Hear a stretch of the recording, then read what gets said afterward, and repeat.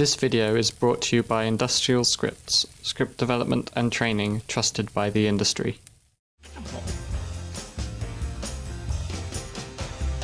Crazy Rich Asians is adapted from a book by Kevin Kwan, with a screenplay by Peter Chiarelli and Adele Lim. John M. Chu directed. It tells the story of Rachel, an economics professor in New York who's invited by her secretly incredibly wealthy boyfriend Nick to Singapore for his best friend's wedding. Fewer romantic comedies are made now than when the genre was in its heyday.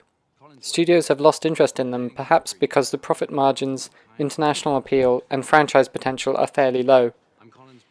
At the same time, TV has picked up much of the slack in the genre. However, a rom-com film can still break through, as Crazy Rich Asians proved, using and playing on the classic conventions of the genre.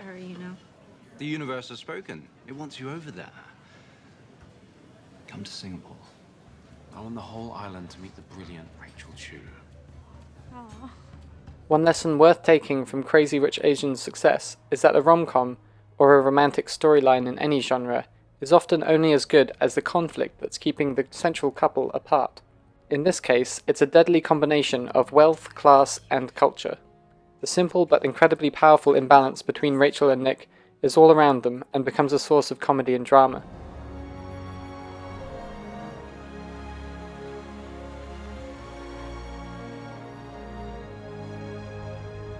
These kinds of tensions are universal, and so are relatable for anyone in the audience regardless of background, even though the film is a particularly exaggerated case.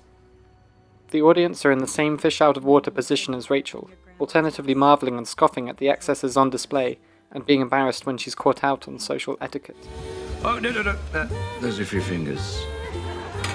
At the same time, the jokes serve as a constant reminder that she doesn't come from or necessarily belong in this world, and the supporting cast is rounded out with characters who could either become allies or antagonists.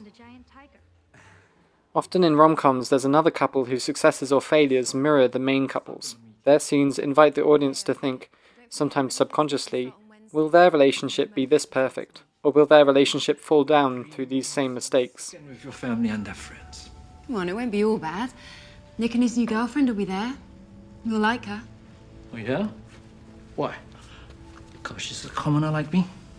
You know that's not what I meant. Here, Nick's cousin Astrid and her husband Michael fulfill this function. They're married, but Michael is cheating on her, and blames it on his feelings of inadequacy compared to Astrid and her family. As a subplot, it rarely impacts on or interacts with the main plot, but it's used to underline and comment on it. You can buy whatever you want. I get it. Besides, everybody knows you wear the money pants in this family. That's overrated. Similarly, Rachel's college friend functions not only as a font of advice, but as a counterpoint to Nick's family. Her family is wealthy and lives in the same area as Nick's, but their tastes are markedly different. You like it or not? Oh, yes. The gold is very brilliant. It's the difference between new rich and old rich.